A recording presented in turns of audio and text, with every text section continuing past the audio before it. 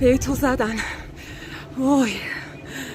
کہ رہبر معظم یوں نہیں کہ غفلت میں مار دیا گیا، پتہ نہیں تھا ان کو. یہ جو ابھی ماحول بنا ہے جنگ، رہبر کی شہادت سے پہلے جنگ کا ماحول، جس وجہ سے امریکہ کو جرأت ہوئی ہے رہبر کو نشانہ بنانے کی، وہ یہ سگنل تھے ہمارا بھی کوئی مقام ہے یا نہیں ہے. حل لنا من الامر من شیء، ہمارا بھی کوئی ہے، ہماری بھی رائے کی کوئی قیمت ہے. یعنی یہ سمجھتے تھے کہ میں ڈپلومیسی میں اور عالمی روابط میں ایران میں سب سے بڑا صاحب رائے میں ہوں. یہ اس وجہ سے ہوا ہے کہ ہماری بات نہیں سنیں گے. ایران بھرا ہوا ہے اس قسم کے بابصیرت لوگوں سے. قم میں ہر گھر کے اندر اتنے کئی بابصیرت باپ بیٹا دونوں، شاید بیویاں بھی ان کی بابصیرت ہیں اتنی، جو یہ سوچتے ہیں کہ ان فیصلوں میں ہمیں کیوں نہیں پوچھا جاتا. ہمیں بھی پوچھا جاتا، ہم معاملات ٹھیک کر دیں.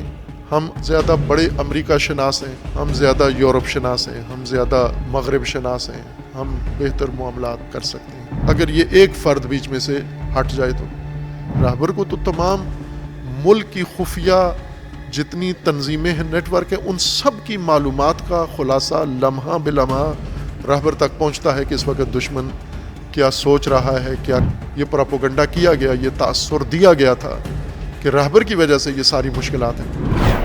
یہ جو ابھی ماحول بنا ہے جنگ، رہبر کی شہادت سے پہلے جنگ کا ماحول، جس وجہ سے امریکہ کو اور صہیونیوں کو اور نیتن یاہو کو جرأت ہوئی ہے رہبر کو نشانہ بنانے کی، وہ یہ سگنل تھے کہ رہبر مخالف آوازیں، بڑی آوازیں، مضبوط آوازیں ایران میں موجود ہیں. یہ اس وجہ سے جرأت ہوئی دشمن کو. اب یہی جنگ احد کے بعد یہ صورتحال پیدا ہو گئی تھی کہ رسول اللہ کی تدبیر پر سوال اٹھائے گئے، رسول اللہ کے فیصلے پر سوال اٹھائے گئے، اور جس سے یہ تاثر دیا گیا تھا کہ رسول اللہ کے مقابلے میں بھی رائے پائی جاتی ہے، لیکن رسول اللہ اس رائے کو سنتے نہیں ہیں، اپنی رائے پر اصرار کرتے ہیں. اس لیے انہوں نے یہ کہنا شروع کر دیا، یقولون حل لنا من الامر من شیء، ہمارا بھی کوئی مقام ہے، ہماری بھی کوئی حیثیت ہے، ہم بھی رہتے ہیں، ہمیں سمجھ ہے، تجربہ ہے. قل ان الامر کلہ للہ، اے رسول ان کو بتا دو کہ نہیں ہے، آپ کا حق نہیں ہے، یہ اللہ کا امر ہے، رسول کا بھی نہیں ہے. یہ فیصلے رسول اللہ کے نہیں ہیں، یہ فیصلے اللہ کے ہیں، اور اللہ کے امر کے ساتھ تم شریک نہیں ہو. شریک خدا بننا چاہتے ہو کہ اللہ کی بھی رائے آ جائے، ہماری بھی رائے آ جائے، پھر دیکھا جائے ہماری رائے بہتر ہے اللہ کی رائے سے، یہ کہنا چاہتے ہو آپ؟ یہ تو کفر ہے، یہ شرک ہے. یہ یخفون فی انفسہم ما لا یبدون لک، یہ دل میں جو رکھتے ہیں وہ بہت برا ہے اس سے جو زبان پہ لاتے ہیں. یہ زبان پہ جو باتیں لاتے ہیں اظہارات، یہ کچھ معتدل ہیں، کچھ نرم باتیں کر رہے ہیں کہ رسول اللہ کسی کی بات مانتے نہیں ہیں، ہماری رائے پوچھتے نہیں ہیں، ہم سے مشورہ نہیں لیتے، ہمارا تجربہ نہیں سنتے. یہ نرم باتیں ہیں، دل میں بہت سخت ہیں، دل میں اس سے بھی زیادہ ان کے کینہ موجود ہے. یقولون حل لنا لو کان لنا من الامر شیء، دل میں ان کے یہ ہے کہ اگر ہمارے بات سنی جاتی، ہماری رائے، ہماری تدبیر سنی جاتی، اور ہم جا کر مشرکین سے بات چیت کرتے تو جنگ کی نوبت ہی نہیں آنی تھی اور معاملات سارے ٹھیک ہو جانے تھے. یقولون لو کان لنا من الامر شیء ما قتلنا ہاہنا، یہ اتنا نقصان نہ ہوتا، جنگ نہ ہوتی. ما قتلنا، یہ قتل عام نہ ہوتا، کوئی شہادت نہ ہوتی. یہ اس وجہ سے ہوا کہ ہماری بات نہیں سنی گی.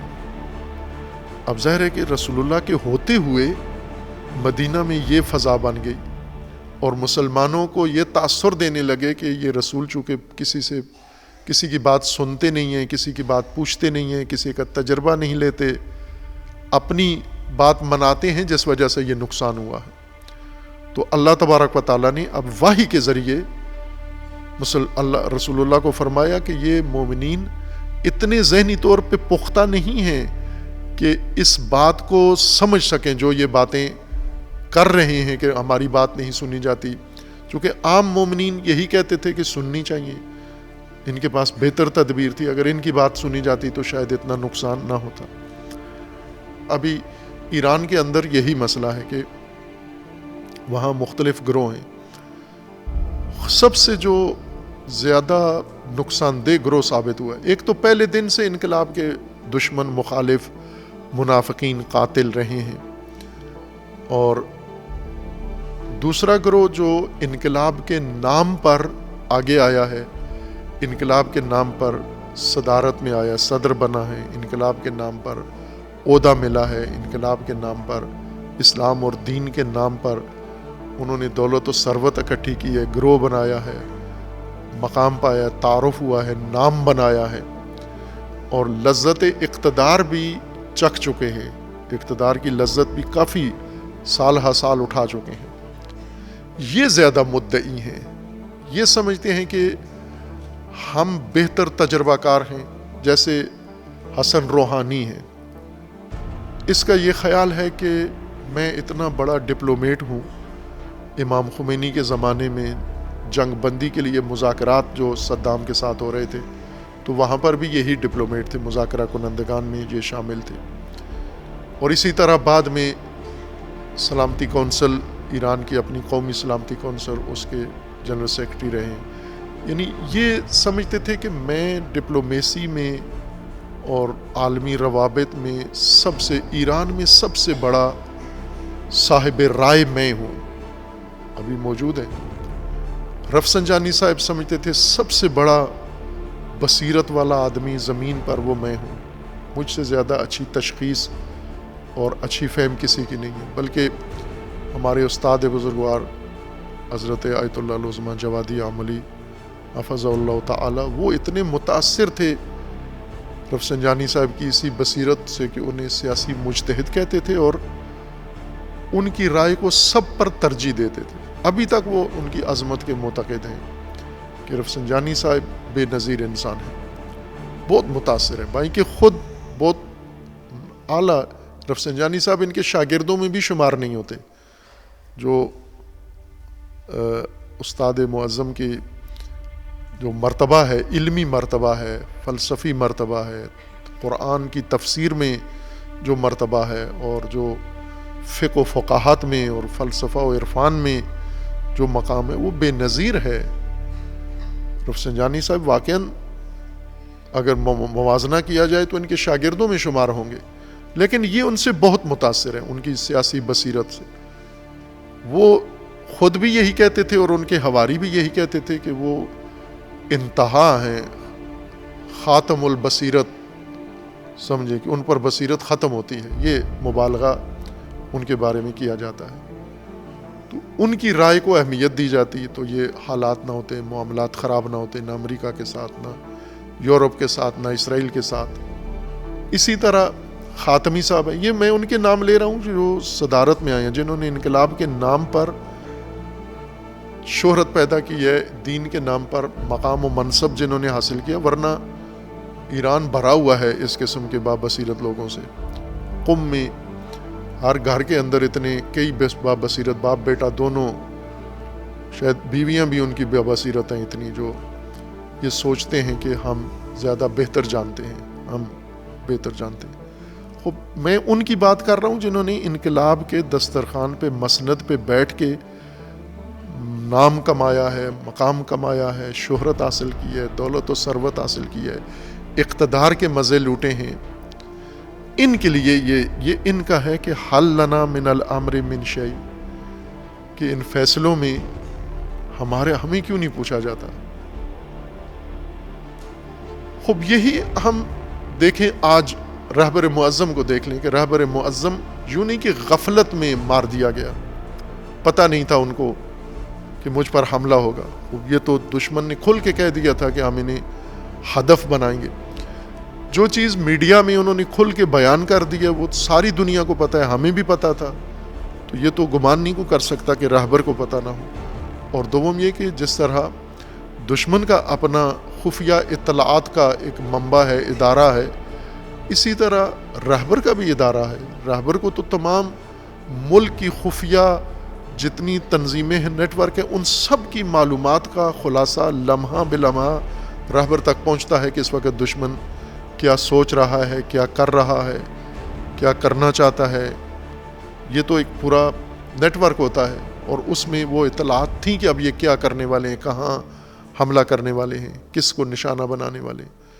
ان معلومات کا بھی خلاصہ یہی تھا کہ راہبر کو نشانہ بنا رہے ہیں، اور اس کے لیے کوئی خفیہ بات بھی نہیں تھی. یہ ان کی علنی پلاننگ تھی کہ ہم راہبر کو نشانہ بنائیں گے. چونکہ ان کے یہی طبقہ، منافق طبقہ، جنہوں نے اندر ملک کے اندر سے صہیونیوں کو اور ٹرمپ کو یہ سگنل بھیجا ہوا تھا کہ ٹرمپ کے سامنے پورا ایران جھکنے کے لیے تیار ہے، صرف ایک فرد نہیں جھکتا تیرے سامنے، اور وہ یہ راہبر ہے. اگر یہ راہبر ہٹ جائے تو پھر سارا ایران تیرے سامنے اسی دن تسلیم ہو جائے گا، سجدہ کر لے گا. یہ بات ان اقتدار پرستوں نے، منافقوں نے اندر سے ٹرمپ کو یا ان کے جاسوسی اداروں کو بتائی ہوئی تھی کہ بس راہبر آخری حصار ہے، دیوار ہے، اس کے بعد ایران سارا تسلیم ہو جائے گا تمہارے سامنے. تو انہوں نے کہا اگر اتنا ہے، اور یہ بھی انہوں نے کہا کہ اس وقت راہبر سے ایرانی ملت اپنا منہ موڑ چکے ہیں، راہبر سے بیزار ہو چکے ہیں، راہبر سے تھک چکے ہیں، چونکہ اپنی تمام مشکلات کا سبب یہ ایرانی لوگ راہبر کو سمجھتے ہیں. یہ پراپوگنڈا کیا گیا، یہ تاثر دیا گیا تھا کہ راہبر کی وجہ سے یہ ساری مشکلات ہیں. لہٰذا انہیں ایک یہ کہا گیا کہ ایرانی قوم یعنی ہر طبقہ راہبر سے بیزار ہو چکا ہے، اور اس میں کئی حربے استعمال ہوئے. یعنی جو لوگ بے دین تھے ایران کے، وہ تو ظاہر ہے دین سے ہی بیزار ہیں. جب دین سے بیزار ہیں تو راہبر سے بھی بیزار ہیں، اور صرف راہبر سے نہیں بلکہ تمام علماء سے، تمام مجتہدین سے، تمام مراجع تقلید، سب سے. بے دین آدمی ہر ایک سے، قرآن سے بیزار ہے، اہل البیت سے بیزار ہے. خب یہ بے دین طبقہ موجود ہے.